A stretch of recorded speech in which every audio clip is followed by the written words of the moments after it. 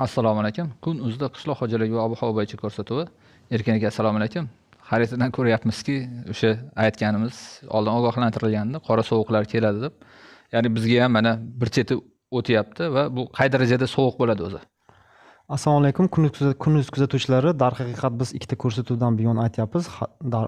O'sha ikkita oldingi ko'rsatuvda ham, o'sha mart oyining prognozida ham ayni stratosferning yuqori qismida isib ketish, haroratni 30 km yuqorida, pastda uyurmani tezlashib ketishi bizga mana shu sovuq arktik antsiklonning janubiy chekkasi chuqurroq kirib kelishini ta'minlaydi degan bir bashorat deymiz, prognoz berib o'tdik. Mana 12-mart kuniga yaqin, 11-mart kuni, bu 8-martdan 13-mart kuniga qadar, 14-mart kuniga qadar sovuq havo oqimini kirib kelishi, bu mana shu fioletoviy ranglar -20, oq ranglarimiz -30, -40 darajalik sovuqlik kutilmalari bizda mana janubiy chekkasi aytilib o'tilganidek antsiklon markazida atmosfera bosimi 1055 giktopaskalgacha ko'tarilib ketadi bizda.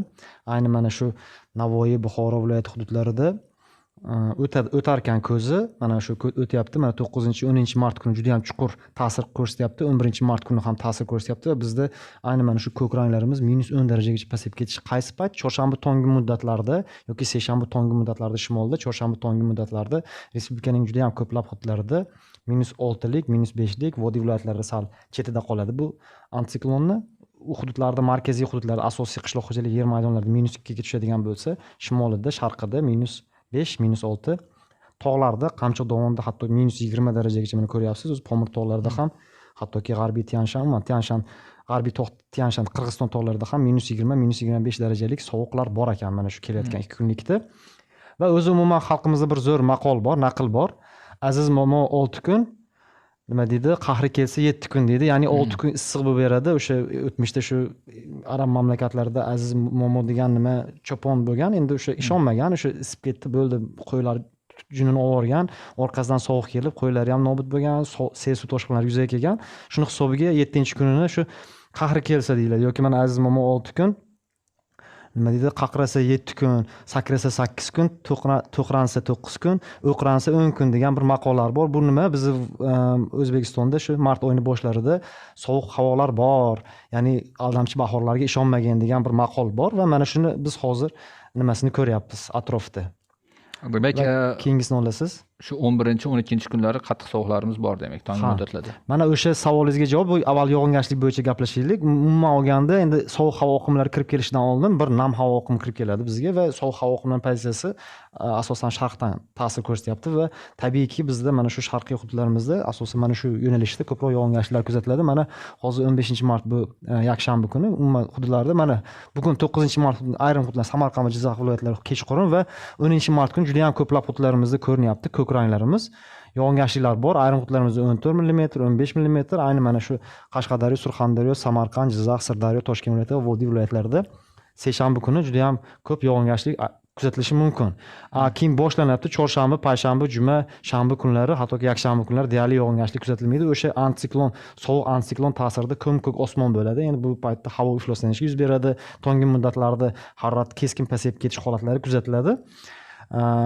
Umuman yog'inlar quvvati haqida gapiradigan bo'lsak, keyingisini olasiz. Yog'inlar quvvati ko'p emas. Ya'ni masalan biz mart boshlarida yoki mana fevral oylarida kuzatgan yog'inlar quvvati kamroq. Mana yog'inlar quvvati bu bugungi kundan ana shu juma kuniga qadar O'zbekiston Respublikasi hududlarida yog'ishi mumkin bo'lgan yog'ingarchilikning umumiy quvvati Buxoro viloyati hududlarida 5 mm gacha yog'ingarchilik bor ekan. Qashqadaryo viloyatining g'arbiy tumanlarida, mana shu Muborak, Nishon tumanlarida kamroq 5 mm va toqqa yaqin yurgan saringiz ko'proq, ayniqsa mana shu Hisor tog' tizmalarida hattoki 50-60 mm yog'inlar bor. Samarqand viloyatining yarmida ko'p, 40 mm, Jizzax viloyatida ham 40 mm sariq rangli, mana Toshkent viloyatida ham sariq rangli hududlarimiz bor va vodiy viloyatlarning faqatgina Andijon viloyati, Namangan viloyatining Andijon viloyati bilan chegaradosh tumanlarida, Norin tumanida va Andijon viloyatining shimoliy ko'plab tumanlarida o'sha 40 mm ga yaqin yog'ingarchilik bor ekan. Farg'ona viloyati tumanlarida kamroq deganim 25-20 mm yog'ingarchilik. Ya'ni yashil ranglarimiz 20 mm lik. Mana shimolda bugun yog'ib o'tyapti. Ko'p bo'lmagan qorlar yog'yapti. Hozir to'g'ridan-to'g'ri masalan Xorazmda qor yog'ib o'tdi va bu yog'i ketdi. Hafta davomida shimolda yog'ingarchilik kutilmalari yo'q. Nima uchun buni ko'rsatyapmiz? Endi mana hozir sovuqlik kutilmalarini O'zgidromet o'zi ham prognozda berdi va bu yog'ingarchilik quvvati yaxshi. Nimaga yaxshi? Chunki o'sha sovuq kirib kelganda yer sirtida harorat qanchalik yer sirt yuzasi tabiati deylik, masalan qor qoplami bo'lsa sovib ketadi, chunki oppoq sirt yuzasi sovuq, radiatsion sovish bo'ladi. Ansiklon kirib kelganda yana ham sovib, havo harorati sovib ketadi. Agar yer nam bo'lsa, masalan mana yomg'ir yog'yapti, nam bo'lsa sovib ketish, ya'ni mana shu prognozlardagi -6 darajalarimiz agar yaxshi namgarchilik bo'lsa, siz chorasini ko'rsangiz, masalan ustida hashaklarni olib qo'yadigan bo'lsangiz, tungi muddatlarda issiq havo yuqoriga ko'tarilib va o'sha -7 darajani, hattoki siz -5 darajagacha pasayt 2 daraja yoki mana -2 daraja sovuq urish deyiladi. Kurtaklar ana shuni 0 darajaga tushirishingiz mumkin. Ya'ni endi mana bu Buxoro, Navoiy viloyati aholisi yoki mana Qashqadaryo, mana shu ko'k rangli hududlarimiz yoki vodiy viloyatlarida sug'orishlari kerak. Ayni seshanba ertangi kuni juda ham ko'plab mana shu aytib o'tilgan tumanlarimizda sug'orish ishlarini amalga oshirishlar kerak. Nima uchun men shimolni aytmayapman? Shimolda ham qilishsa bo'ladi. Masalan, chunki shimolda endi kurtakladi, faqatgina mana o'rik, bodomlar endi kurtak. Bu kurtakka endi keyinroq aytamiz, o'zi sovuq urish darajasi qanaqa bo'ladi. Bu hududlarda kamroq xavf, ya'ni sovuq urish dov-daraxtlar nabobat olamiga ta'sir kamroq. Surxondaryo viloyatida ham kamroq. Keyingisini olasiz. Keyingisida mana harorat rejimi bo'yicha. Hozir qor qayerlarda bor? Qor bo'yicha mana o'sha tasvir bor ekan. Haqiqatdan qorni o'zi seshanba kuni tungi muddatlarda ansiklon ta'sir etayotganda kechki payt ko'plab hududlarimizda yog'ayotgan yomg'ir endi qorga aylanishi mumkin. Lekin mana yerimiz fevral oyida haddan tashqari yer isib ketdi, o'zi ishlayapti-da. Qishloq xo'jaligi o'sha yerimiz issiq bo'lgani uchun yog'ayotgan qorlar endi yerga o'rnash ehtimoli kam. Erib ketaveradi, yog'adi, lekin erib ketaveradi. Ya'ni sariq qor deyiladi bu narsani. Xalq tilida ana qish oxirgi paytida yog'adigan sariq qorlarga qiyoslash mumkin. Ana shunaqangi o'xshagan qorlar yog'ib, faqatgina endi biz chorshanba tongi muddatlarda o'zi qayerliklar qor bilan kutib oladi tongi muddatda degan savolga xaritasini beryapmiz. Mana ko'ryapmiz, Samarqand viloyatining ayrim hududlari, bu Samarqand viloyatining Urgut tumanlariga to'g'ri kelyapti yoki Jizzax viloyatining Baxmal, Zomin tumanlari yoki mana Toshkent viloyatining Ohangaron va Bo'stonliq tumanlari va Namangan viloyatining shimoliy, ya'ni Qo'rg'on, Chust, Kosonsoy, Andijon viloyatining shimoliy tuman aholisigina va Qashqadaryo viloyatining tog' etaklaridagi aholilar qor bilan kutib olishlari mumkin. Ya'ni ularda yoqqan qor yerga haqiqatda o'rnashadi. Ya'ni ularda demak sariq qor emas. Bundan keyin keyingi nam havo oqimlarida qor yog'ishi mumkin. Va mana shu savolga javob, ya'ni seshanba kuni tungi muddatlari, kechki muddatlarda yog'ayotgan yomg'ir ko'plab hududlarimizda qorga aylanishi mumkin. Lekin yerga o'rnashish masalasi ko'p emas. Bu yaxshi. Qishloq xo'jaligimiz uchun, dov-daraxtlarimiz uchun yaxshi, chunki agar qor o'rnashsa havo harorati yana ham tushib ketgan bo'ladi. Keyingisini olasiz. Keyingisi harorat 9-martdan 15-mart kuniga qadar haftalik mana minimal haroratni ko'rsatyapmiz atayin, chunki bizga maksimal yoki o'rtacha kerak emas hozir. Minimal haroratlar ko'ryapmiz. -15 darajaliklar mana hafta boshlarida seshanba, chorshanba kun shimoliy hududlarimizda, Qizilqum cho'llarida, hattoki tog'li hududlarimizda ham -15, -20 darajalik harorat bor. Endi qarang, bizda asosiy sovuq havo oqimi 11-mart kuni. Va ayrim viloyatlarimizda 2 kun kechalari tungi harorat 0 dan pasayib ketadigan bo'lsa, kunduzi yana 0 dan biroz ko'tariladi. Vodiy uchun, Surxondaryo uchun bu faqat 1 kun. Ya'ni 1 kungina 0 darajadan pasayishi mumkin. Ya'ni vodiy viloyatining ko'plab tumanlari, Farg'ona vodiysining va Surxondaryo viloyatining janubiy tumanlarida faqatgina 1 kun o'sha chorshanba kun tongi muddatlardagina 0 darajadan biroz pasayishi mumkin. Keyingisini olasiz. Nima uchun bularni aytyapmiz? Chunki hududlardagi bog'bonlarimiz, dehqonlarimiz mana shu kurashish, necha kun kurashadi degan savolga javob aytib ketyapmiz. Keyingisida bu 11-mart kuni o'zi haftadagi eng past harorat ayni mana shu kun kuzatiladi, tongi muddatda, chorshanba tongi muddatida ko'rinyapti. Mana ko'ryapmiz -14, -13 Shimoliy Qoraqalpog'iston Respublikasi, Xorazm viloyati, Navoiy viloyatining shimoliy hududlari, hattoki mana Buxoro viloyatining cho'l hududlarida -10, Buxoro viloyatining qishloq xo'jaligi yer maydonlarida -7 ko'rinyapti. Mana Samarqand, Qo'shrabotda -10, Samarqandning ko'plab hududlarida 6-7, -6 va mana Jizzax viloyatining G'allaorol ko'plab tumanlarida -6 daraja, -5, -4. Toshkent viloyatining tog'li hududlarida -22 daraja, Qamchiq dovonida, Vodiy viloyatining markaziy Farg'ona katta qismida -2, -3. Andijonning ham ko'plab qismlarida -4, -5, vodiyda ham -3, -5, shimoliy hududlari -7, -8. Mana Surxondaryo viloyatining 0 daraja hududi va boshqa Qashqadaryo katta hududlarda ham -4, -7lik haroratlar bor. Endi bu harorat qiymatlari hafta uchun eng minimal harorat desaga ham bo'ladi. Va mana shu paytda ko'plab bog'bonlarimiz choralari, agrotexnik tadbirlari amalga oshirishlari kerak bo'ladi. Keyingisini olasiz. Tadbirlar haqida aytib o'tamiz yana. Keyingisi endi ko'pchilikda savol o'zi bizda dov-daraxtlarimiz, nabobat olamimizni nimalar, qanaqa xavf kutyapti? Mana sovuq urish, qayerlarda masalan bodomni necha foiz sovuq uradi yoki o'rikni necha foiz sovuq uradi, mana shaftolini necha foiz sovuq uradi degan savolga bizda Shuhrat Abrorov o'zi meva sohasidagi xalqaro ekspertimiz bor va o'zlarini Telegram kanallarida ham bo'lishyaptilar. Biz bilan bo'lishyaptilar mana shu ma'lumotlarni. Ya'ni har bir to mevaga kirib olguncha fazalari bo'ladi. Masalan, kurtaklashish, mana kurtak holati. Ya'ni kurtagi gul kurtak bo'rtishi, gul kurtak qizarishi, oq gullar, mana gullash, to'liq gullash, kosa barg to'kilishi yoki meva tugish. Endi mana o'rigimiz juda ham ko'plab respublikaning ko'plab viloyatlarida, endi Xorazm, Qoraqalpog'iston Respublikasi hududlari yoki mana vodiy viloyatlari va tog'li hududlarimizni hisobga olmasa, juda ham ko'plab hududlarimizda to'liq gullash, kosa barg to'kilishi va meva tugish holatlarida. Demak, mana ko'ryapmiz, o'zi 30 daqiqa sovuq minusga tushsa, sovuq urish boshlanadi. Qoida nuqtai nazardan agar 10% lik zarar bo'ladigan bo'lsa, demak mana -3 darajalik mana to'liq gullash, kimda to'liq gullash o'rik bo'layotgan bo'lsa, -3 darajaga harorat pasaysa, demak 10% zarar bo'lar ekan. Agar -5.5 darajaga pasaysa, mana shu fazada to'liq gullashda o'rik, demak 100% zarar degani. 100% desa ham bo'ladi. Masalan, kosa barg endi bu degani changlanib bo'ldi, endi mevaga aylanyapti, puchaklari pastga tushyapti, sekin kichkina kosa barg hosil bo'lyapti. Bu paytda 4,5 darajani o'zi 100% zararlanishi va mana meva tugish holatda kichkina dovchaga aylangan bo'lsa, o'rik 4 daraja. -4 darajada uni sovuq urishi mumkin ekan. Kurtak mana mesela Xorazm viloyatlarida hozir mana shu holatda mana gul kurtak bo'rtishi kuzatilyapti Xorazmda o'rik daraxtini -18 darajagacha yaxshi, ya'ni 100% zarar bo'lmaydi. 6,5 dan pasayish baribir 10% zarar bor. Ya'ni ularda hozir kutilma -10 daraja. Demak, ularda 10-20% o'riklarda zararlanish bor. Endi bu shaftolida ham mana ko'rsatgan. Ular o'zlarining kanallarida Shuhrat Abrorov o'zlarining kanalida gilos uchun ham, nima uchun ham, nok uchun ham, olma uchun ham ko'rsatganlar. Mana shu ma'lumotlar endi bir-biriga yaqin bo'ladi baribir. Mana shu ma'lumotlar asosida o'sha bog'dorlarimiz, bobonlarimiz o'z choralarini, ya'ni nima qilishim kerak o'zi, masalan men -5 bo'ladigan bo'lsa, hosildan umidim bormi degan savollarga javob tariqasidagi bir nimada, bu yo'riqnoma desa ham bo'ladi. Keyingisini olasiz. Keyingisida endi bizda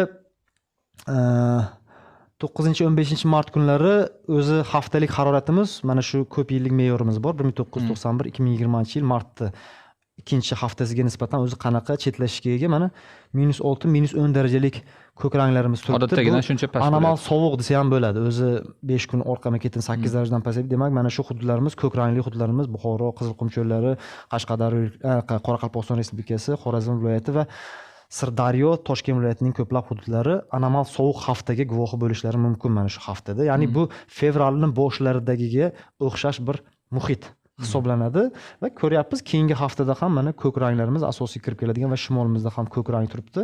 Keyingisini olasiz va keyingi haftamiz ham, ya'ni biz kutgan yana o'sha fevral o'rtalaridan qariyb 30 darajalik issiqlar bo'ldi-ku, unaqangi kutilmalarimiz mana yo'q. 16-23 mart kunlari ham ko'plab hududlarimizda 3-6 daraja, hattoki -1, -3 daraja, ya'ni martda boshlariga xos bo'lgan bir muhit kuzatilar ekan. Ya'ni endi mana sovuq urgan bo'lsa, masalan dog' daraxtlarimizni endi ishlab ketishi, uyg'onib ketish ehtimoli kamroq bo'ladi degani bu xarita.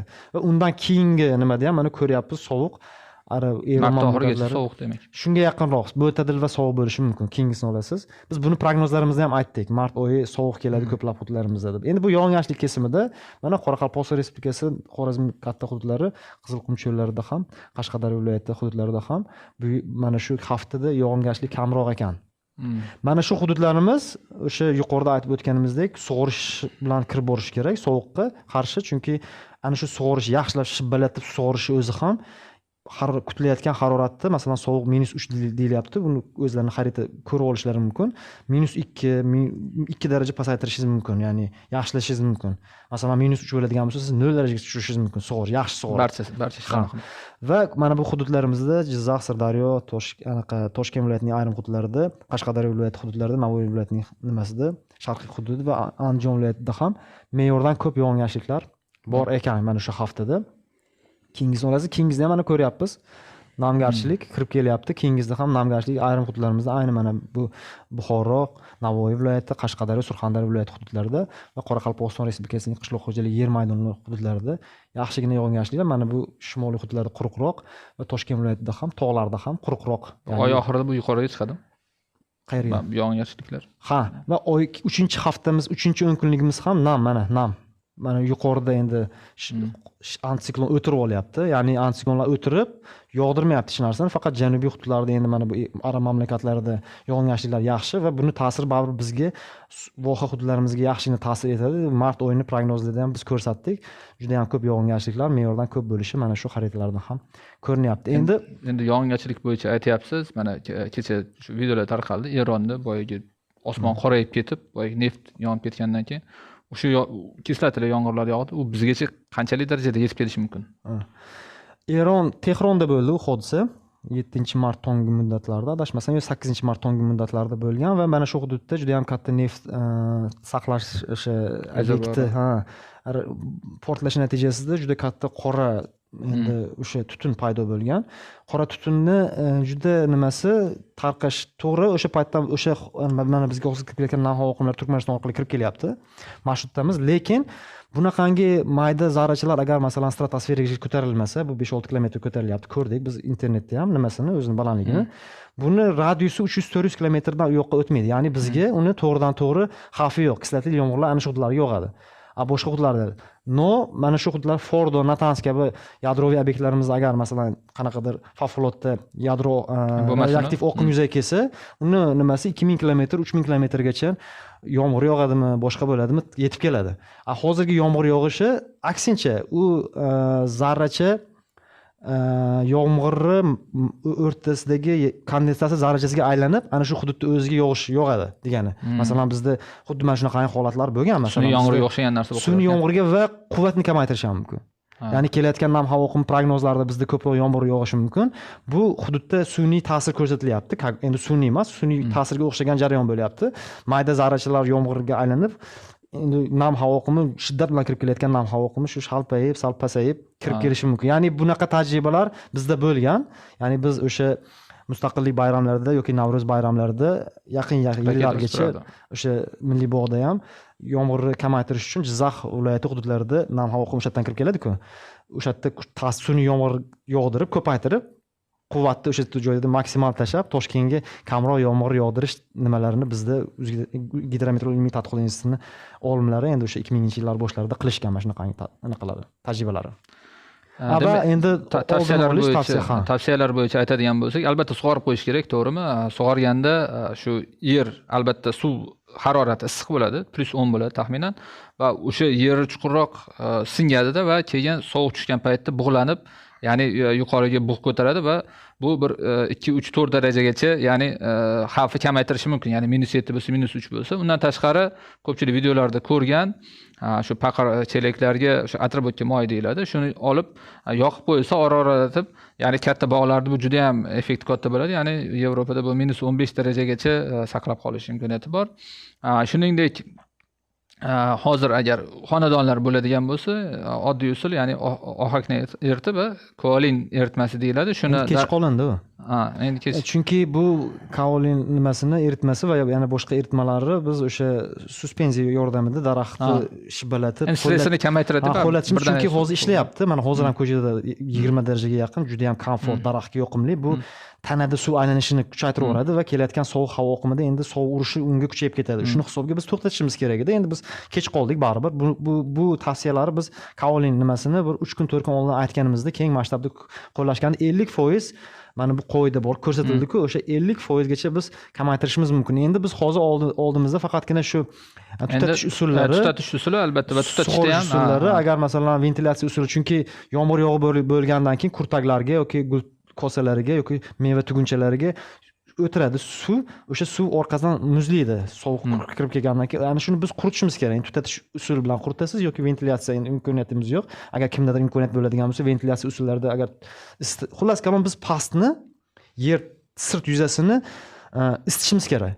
chunki o'sha joyini agar biz o'sha namgarchilik nam yuritib masalan sug'orib boshqa qiladigan bo'lsak yerdan Issiq ko'tarilayotgan tepaga ko'tariladi. issig'i tezroq uchib ketmasligini oldini olamizda. Agar masalan sirt yuzasi qor qoplami bilan qoplangan bo'lsa ketdi bu yog'i -2 -10 darajaga pasayib ketishi mumkin. Shuni hisobga baribir yer sirt yuzasini biz maksimal holatda isitishimiz va tutatishda e'tibor berishimiz kerak, shamol yo'nalishiga e'tibor berishimiz kerak va tutatish doimo o'sha har doim qilish ham shart emas. Masalan bu 4 soat 5 soat davom etyapti sovuqlar, yana kunduzi 0 dan yuqoriga ko'tarilyapti. Ana shunda eng asosiy sovuq bo'lgan paytlarda prognozlardan kelib chiqib, shamol yo'nalishidan kelib chiqib, to'g'ri 2 soatlik 1 soatlik tutatish usullarini amalga oshirsangiz, biz quritib olishimiz kerak. Misol uchun kechasi 2 dan boshlab ertalab 7 gacha qilsa bo'ldi-da, to'g'ri. Ha, shunga o'xshagan holat bo'lyapti. Ayrim hududlarda 2 kun qilinadi o'sha ish, ayrim hududlarda 1 kunni o'zi yetadi. Ana shu ishni endi Vodiy viloyatida masalan Vodiy viloyatlari, Surxondaryo viloyati, Qashqadaryo ayrim hududlarda 1 kun yetadi. Qolgan hududlarimizda 2 kunlik mana shunaqangi nima bor. Demak, tutatishda somonni tutatishni ham to'g'ri yo'li bor. Oddiy somonni tutatib qo'ysa tez yonib ketib qoladi va tutun birpas tugab qoladi. Uning uchun somonni suvga bo'ktiriladi va shu tutatadigan joyga qo'ygandan keyin ichiga cho'g' tashlab qo'ysa, ancha vaqtgacha tutab yotadi. Bu ya'ni ora-oralatib buni ham qo'yib chiqadigan bo'lsa, ya'ni bog'larni ham ya'ni qanchadir hosilni saqlab qolish imkoniyati yaratiladi. Albatta sizda ham qandaydir fikrlar bo'lsa, bu bo'yicha tajribalar bo'lsa, albatta izohlarga yozib qo'ying. Albatta tanqidlarni ham yozing, fikrlaringizni yozing. Erkin aka sizga katta rahmat va biz bilan birga bo'ling. Sog' bo'linglar.